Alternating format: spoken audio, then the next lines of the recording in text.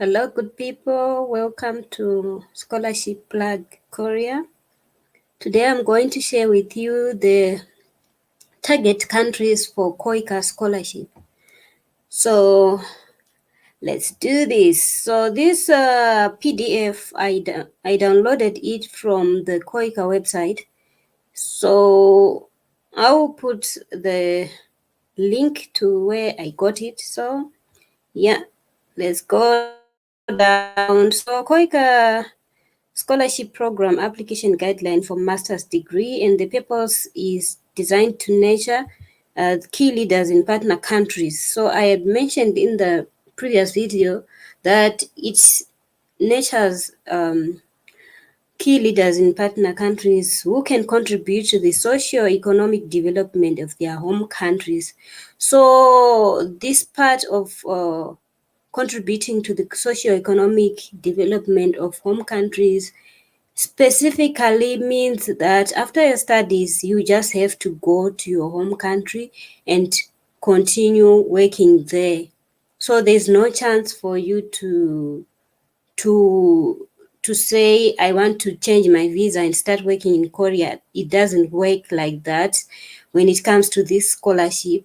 And the good thing is during your master's program, I've seen my colleagues who were on this scholarship, they were going for some kind of attachment with Korean companies.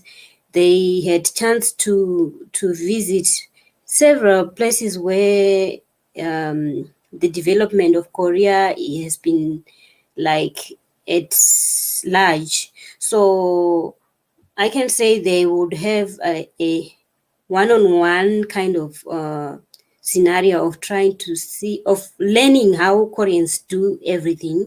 So I guess that's why they don't want to let people work in Korea. Instead, people should work in their home country, which is something that I really give an applause to the Korean government, because we want to do that in Africa also. We want the development that Korea has.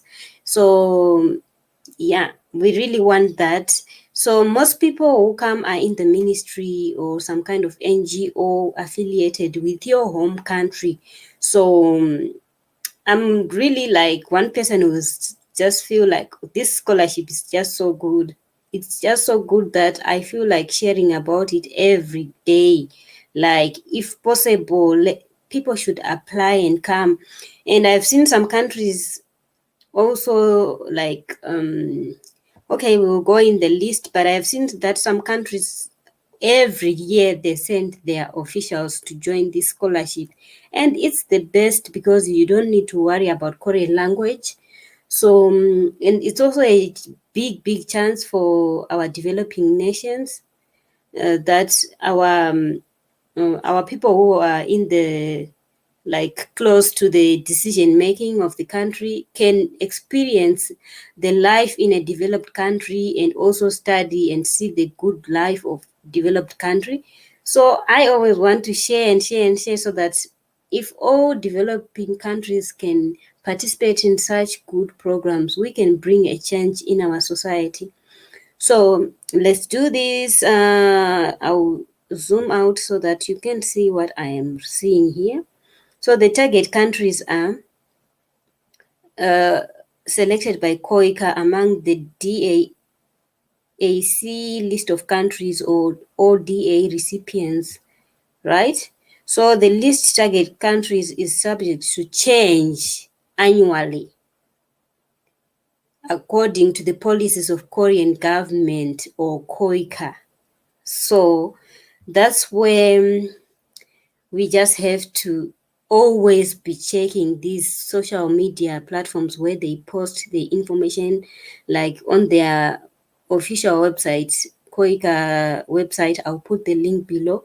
We just have to stay vigilant and just keep on checking if there is any changes, that they don't take anyone from Zimbabwe, or they are taking one person from Zimbabwe, one person from Nigeria, or one person from another country. You just have to check if your country is still listed, because sometimes our countries, sometimes the policies of Korea may be not promoted by our country so by that time. So that's when they maybe decide not to offer the scholarship to certain countries, right? So I think it's always good for someone aspiring to have a look on this scholarship, that you are always like up to date with information and always check out if the changes are done. So it's always necessary to do that. So so the countries are, for they divided into for 6 regions, and there are 63 countries, and they have said here the policies change annually according to Korean government policies, or KOICA. So they may decide to cut off some countries, or increase number of countries, or decrease number of candidates from other countries, so and so forth, right? So in Asia, there are 13 countries. In Africa, there are 24 countries. Latin America, there are 14 countries. Middle East, 3. Oceania, 3. And CIS, 9 countries. So it's really like a very, very, very good program. So I will just mention our African countries because I am African. I love to see also Africans coming. So I am trying to build a community where Africans can participate in this. So yeah, because I know how it is for me as an African to study in Korea. That's why I always emphasize on scholarships offered to Africans. So in Africa, there's Algeria, Angola, Burundi, Cameroon, Cote d'Ivoire, DR Congo, Egypt, Ethiopia, Gabon, Ghana, Kenya, Libya, Madagascar, Morocco, Mozambique, Nigeria, Rwanda, Senegal, Sudan, Tanzania, Tunisia, Uganda, Zambia, Zimbabwe. Okay, okay. So, yeah, okay. Which is kind of confirming to me also. I've seen many people from these countries, almost all these countries, African countries. I've seen people on this program who are Africans.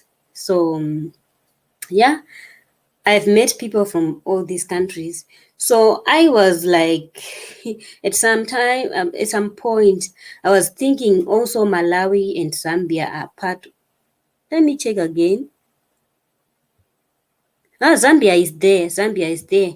Like, I'm from Zimbabwe, so I thought Malawi is also there because we are assisted by the Korean embassy in Zimbabwe. The 3 countries, Malawi, Zambia, and what is it called?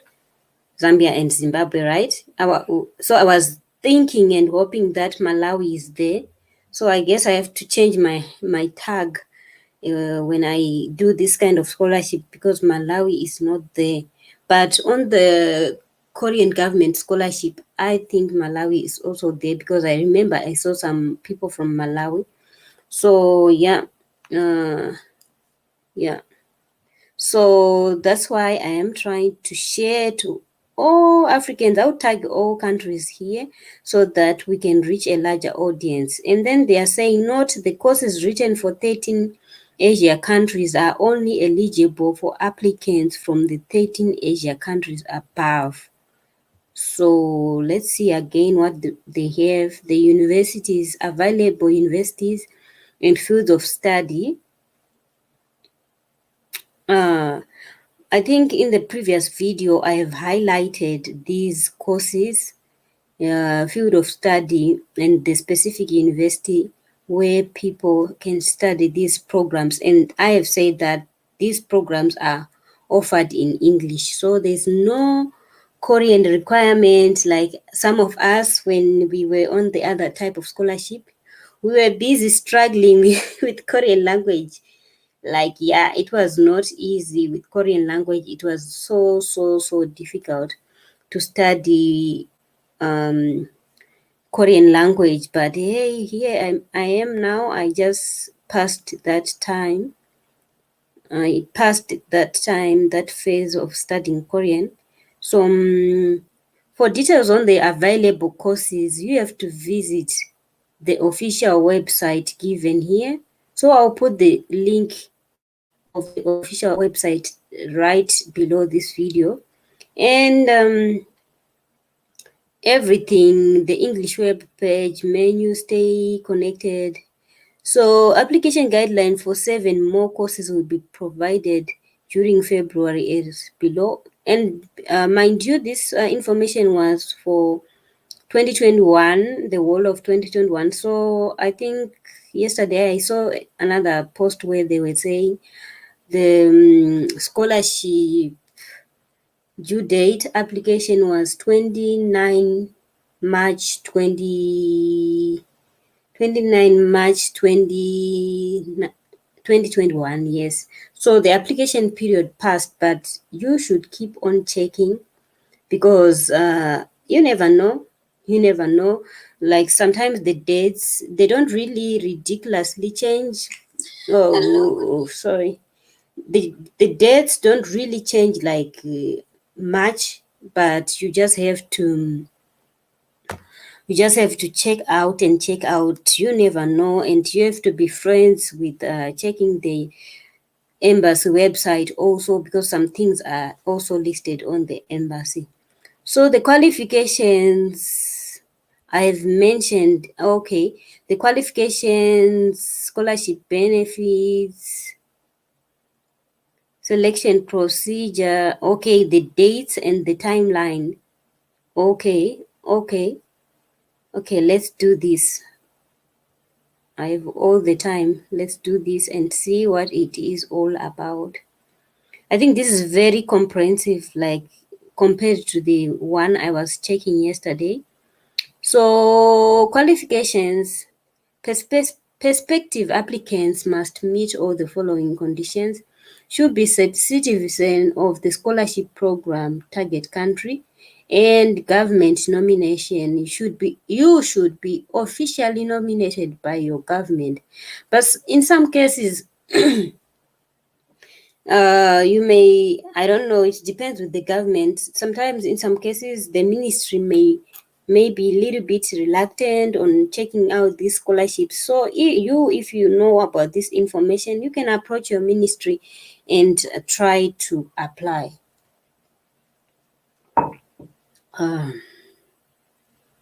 Let's see. You can do that and try to apply. So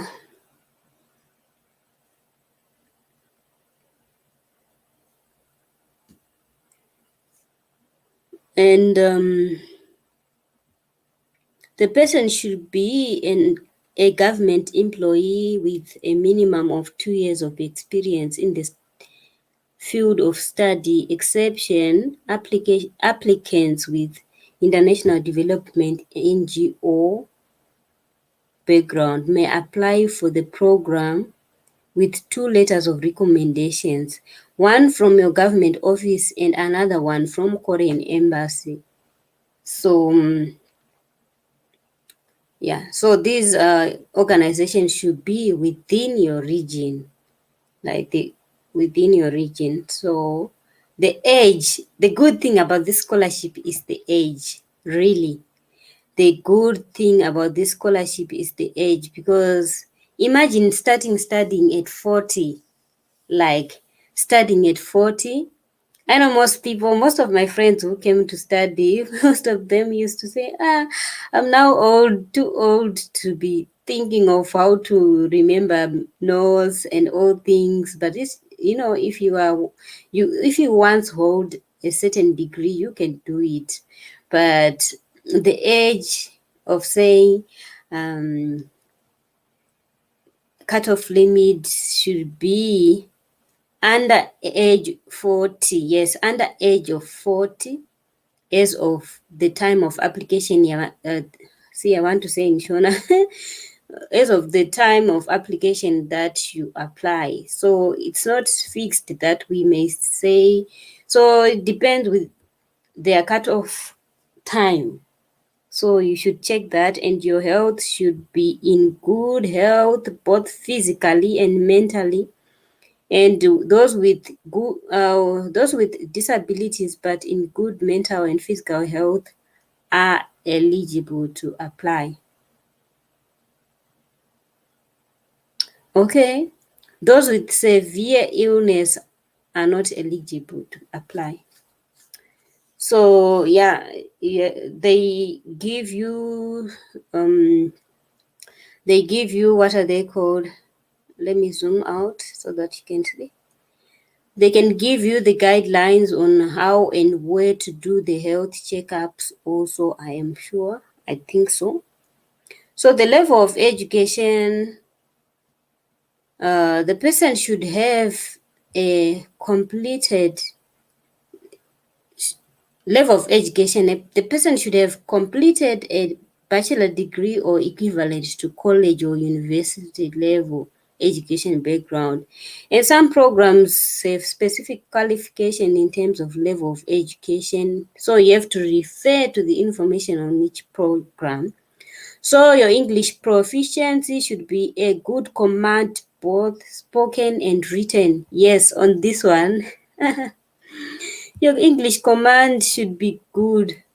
I remember my friend, my friends, they used to say, "Oh, the presentations are just too much."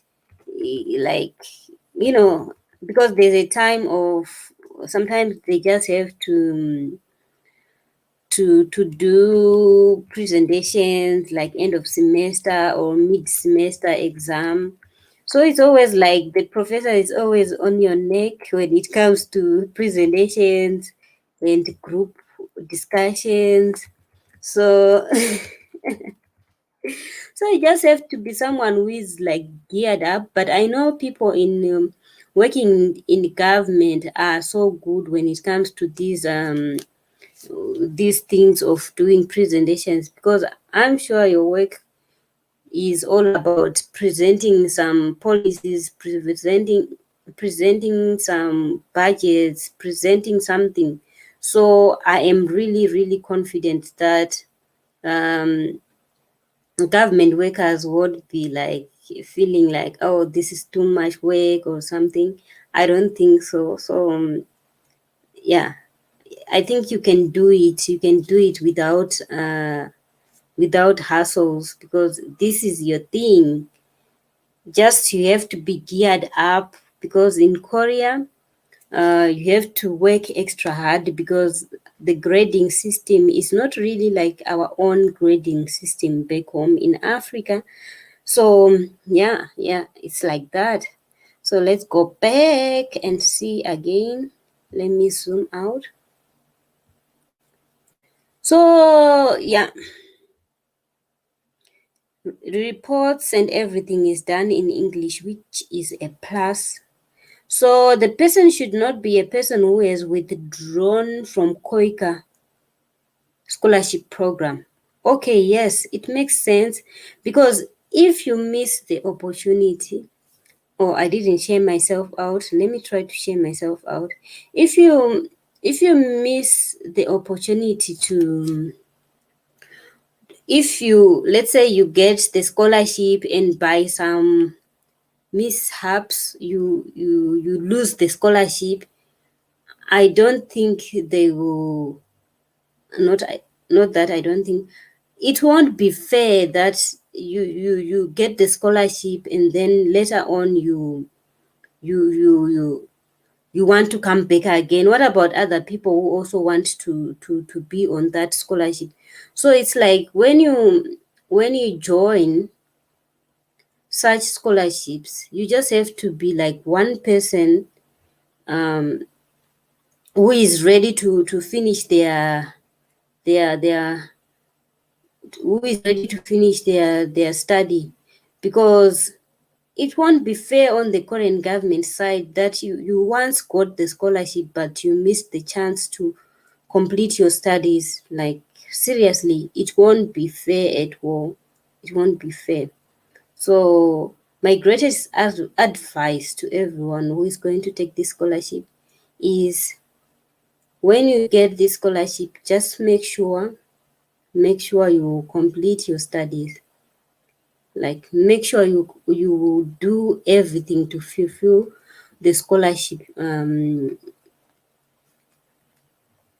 the scholarship requirement, like when it comes to your degree.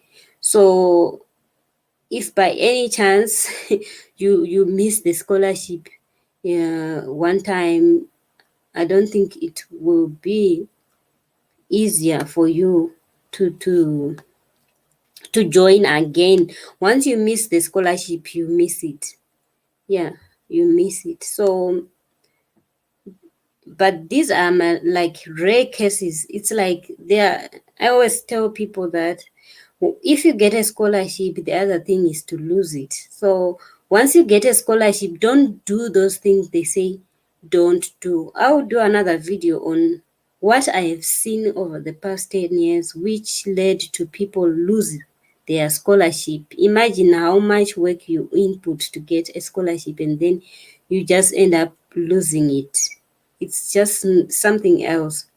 So anyway, I was trying to share the video, but the links, it keeps loading. I don't know what's wrong with it. Let me skip and see. Oh, I think I've posted. Okay. I've posted. I managed to post. Anyway, so I will do another video on what makes other people lose scholarships, especially in Korea. I will do a separate video for that. And then the person should not have not, like, these are don'ts, the don'ts. You should not have participated in KOICA scholarship program or any of the Korean government scholarships before. Because you if you once get this kind of scholarship and then the chance comes again to apply, you get it again, that won't be fair. That won't be fair, I think. Even if you may consider yourself lucky that you got the scholarship, but as per the Korean government criteria, that won't be fair at all at their budget, that they don't feel like they're developing more people, like in terms of skills. They keep on teaching the same person, same thing. So they need to transfer the skills to different people. So once you get this chance, this kind of scholarship, maximize it, because there's no another tomorrow that you get the scholarship again. There's no another like next time. Just try and be like just try and make sure that whatever you do, you will complete your studies. So if you once get the Korean government scholarship, it's very rare that you will be considered. And other qualifications from the university you are going to apply refer to the program information. So the support service scholarship benefits. There's an FA, there's an FA. Okay, let me zoom out so that you can see. There's an FA. I am from Africa. Like, and if you're in Korea, they will just address most people just to say Africa Salam or African people. That's why I love to say I am from Africa. Yes, I am from Africa. I represent Africa, but I am from Zimbabwe. So we embrace Africa as if it's our own country, like what some of the people here think. So the AFM is one good package. Like, it's, if you see a scholarship with an AFA, you just know it's like a burden removed from your shoulders.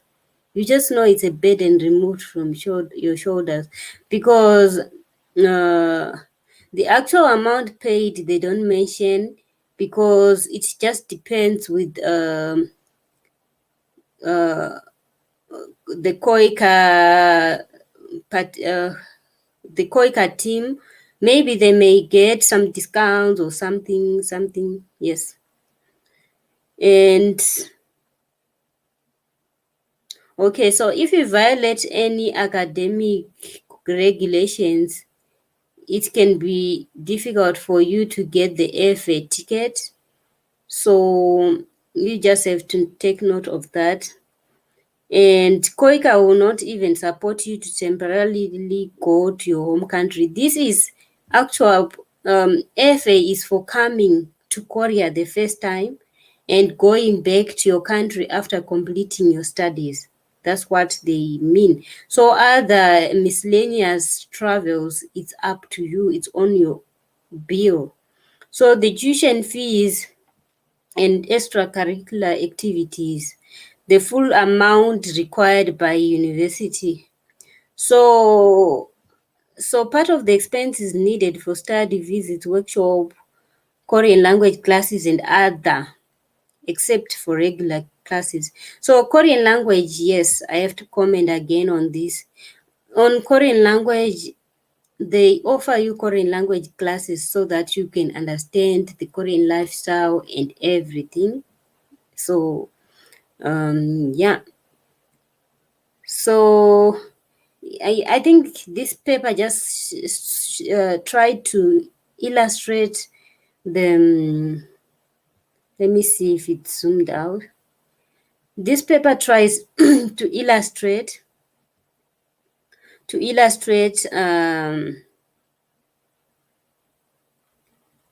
who does what, like for transparency. So you can see that the other part is for the note, like who is doing what. So for the expenses, amount is paid by the school. It just depends. So it's just extra notes for you to understand where the money is coming from. And the monthly allowance is 999,000 won per month. So Korean one is around 1.11 something. So it will be around 890 or $900 something, yeah, depending on the rate. So this monthly allowance include expenses for meals, books, study supplies, and if the important part, this one, if a participant does not stay in Korea for specific reason like temporary leave to his or her country, the allowance for that month shall be prorated. So for the corresponding number of days studies in Korea, 33,000 won per day, and the amount deducted is the same regardless of how many days are in the month. So yeah, that's where it's like a little bit a challenge. You can't, yeah, because they can just pay you as long you're in Korea. If you go to your home country, you're now doing your expenses on your own bill. So I guess it makes sense also. They don't have to strain the budget to support someone who's not even in Korea. So if you decide to go to your country for some reasons or what, then you should know that for the corresponding number of days, they deduct 33,000 won per day. So yeah, it is what it is. And then the accommodation, the actual amount paid, they don't specify. So it will cover electricity and other utility fees. Electricity and other utility fees shall not be covered. Cost for cleaning, laundry, or expenses or bedding not covered. Okay, they're just specifying that the accommodation is just the room, the room and the bedding. Usually, that's what we see. They arrange the rooms for you at the dormitory. And one of the advantages of this scholarship, I personally think people on these kind of scholarships have the privilege of staying in dormitory like forever. Unlike other people who are like other university scholarship or what, it's so conditional to stay in dormitory. One semester they may decide to say we have many people who came, so you should move out of dorm. I was once a victim of that. They just said we have many new students, so you now know how to go about like your daily how to run your daily things. So you should move out. I'm like, why me? I am even doing research, blah blah blah. I tried to negotiate, they said no. And then the next semester, like after that semester, they called me again to say, do you want to stay in dormitory? I was like, are you really well that you asked me if I want to stay in dormitory? When I wanted to stay in dormitory, you said you should go out. So I said no. Like that was my thinking. Not that I said that, just said no, I'm okay wherever I am. I'm just good staying outside. So I think I will do another video. Let me write down because I keep on saying I'll do another video. And then when things come on my mind, like many things, then I'll forget. So I'll say about my experience in dormitory on other scholarships.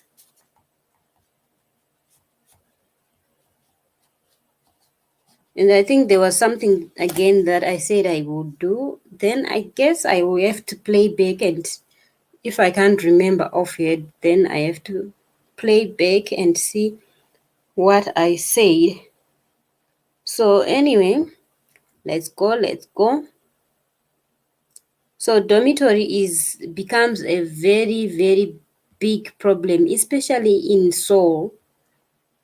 The rents in Seoul are so high. They are very, very high. So I would I don't want to encourage anyone to stay.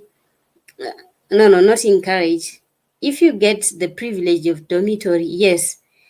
If you violate some rules, like some specific rules in dormitory, they can leave that privilege of saying you are a government employee, you are on KOICA. They just say to you, look, you violated this rule, then you should just leave the dormitory. I've heard and seen some cases where people left the dormitory because they were forced to leave the dormitory because they violated the rules. So yeah, it happens also. Eh, those are like mishaps, I can say. They're like mishaps. So the settlement allowance, yeah, like when you come to Korea for the first time, you want to settle down. So they give you a settlement allowance of 600,000 won. And that time, I guess I have to do again, like what to buy, a settlement allowance plan. If you just come to Korea, I would just do another video for scholars, like what to prepare on your settlement allowance, like what you should know that you will buy on your settlement allowance, because Korea is so expensive. I think I will do this video also. I just written down here, because if you're coming from Africa, maybe you don't have the real idea, like what will you be buying, how is it, do I need to buy what and where to buy what, so that you can buy on a tight budget, on a good budget, that you can have extra money, because things are so expensive in Korea. So you have to use this settlement allowance wisely. So the expenses needed to enter Korea, such as visa fee, alien registration card fee, and others, borne by the university. So scholarship completion grants, okay, which is good.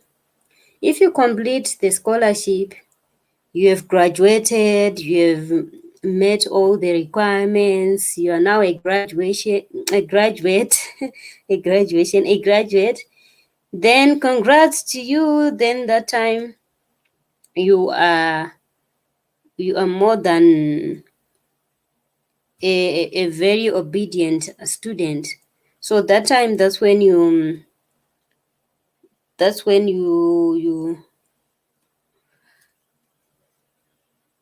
that's when you get this scholarship completion grant of 300,000. So this one will be for EMS and other expenses needed for returning home, like cost for sending materials borne by the university before departure. So insurance, they also give insurance, which is good. And on this completion grant thing, I think also another thing people do with their completion grant, some organize for taking, like, go to studio, take pictures for graduation and all that. It will be like a very hectic period, but you just need this allowance to help you do some other things. So the insurance paid, actual cost paid, refer to separate documents for detailed coverage. It is borne by KOICA. So the notes, KOICA only provide the expenses above, visa expenses, KOICA, see, KOICA only provides the expenses above, and the visa expenses, COVID-19 diagnosis for departure, stopover expenses, local transportation, other sundry expenses will not be covered. So it means on that package, this 300 package, you should be like considerate that you need to cover such expenses.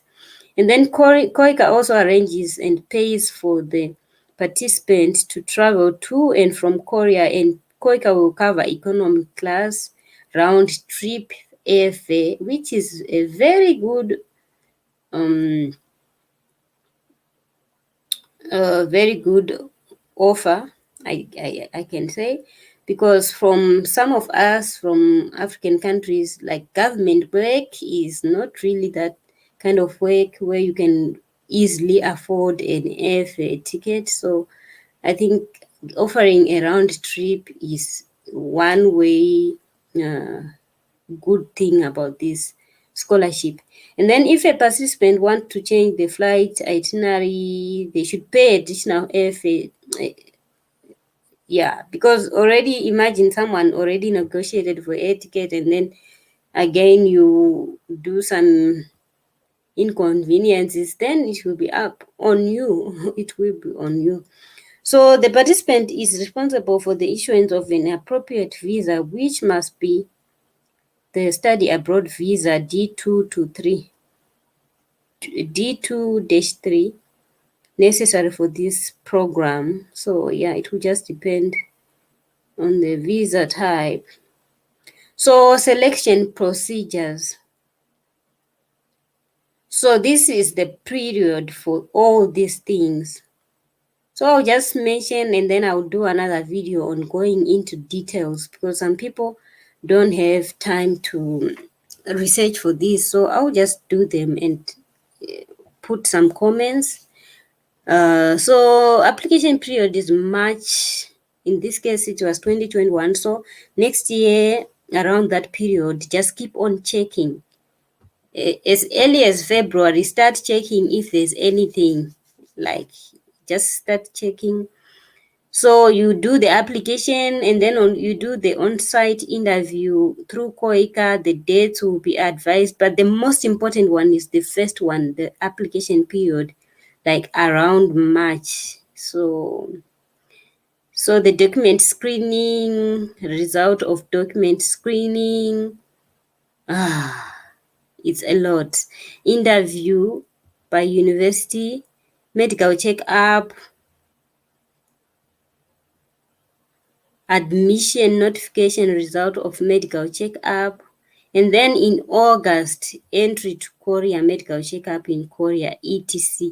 So the timeline for selection process and date of entry to Korea would be changed due to the pandemic. So even as we speak, even if we are like trying to zoom in to see the next time they will offer this scholarship, maybe the days will be automatically changed, not exactly in March, but somewhere somewhere around there. So you should just always be checking the websites so that you are aware of any changes. So yeah, especially now that there's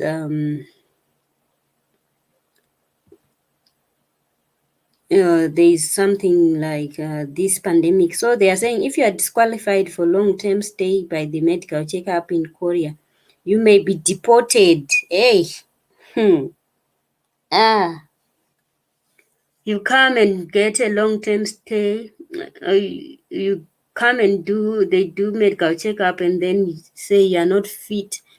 I haven't heard much of this kind of scenario, but I once heard something related to that someone was pregnant. So it was unfortunate that they had to be deported, which is a very, very, very sad kind of situation.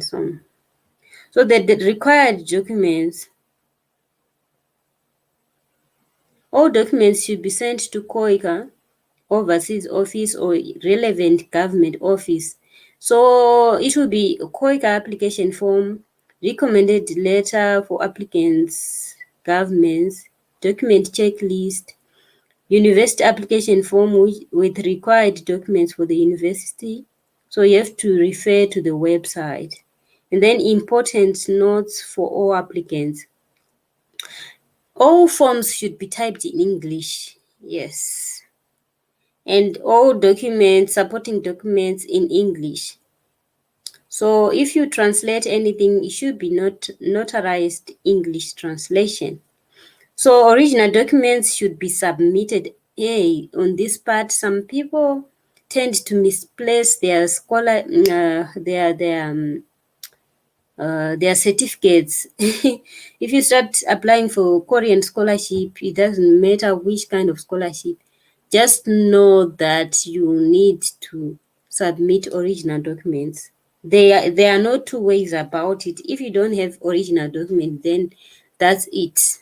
Even if you have a photocopy, they want to see the original document. So yeah, if any of the submitted materials contain false information, then it means everything about you is false. So you can't get this scholarship. And then applicants whose forms and supporting documents are incomplete or unsatisfactory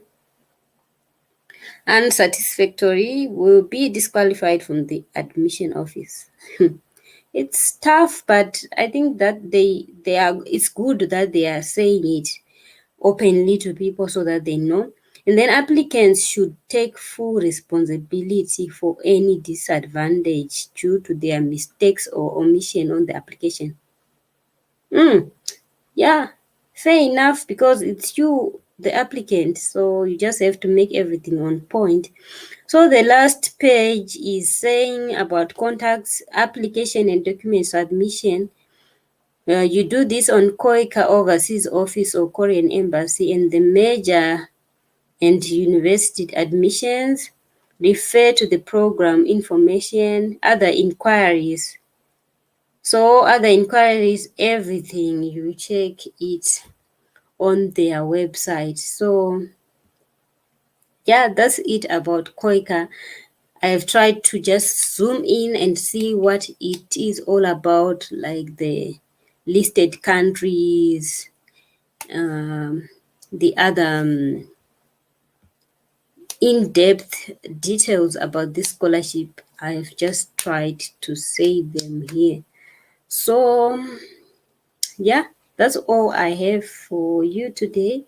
And a disclaimer, though I didn't say the disclaimer firstly, the purpose of this video is to share with other African countries or other people so that they can also get the opportunity to study in Korea, And yeah, this is like some kind of hobby that I'm trying to keep on doing as I spend my quality time looking for information, share it with other people. I'm doing this as a hobby.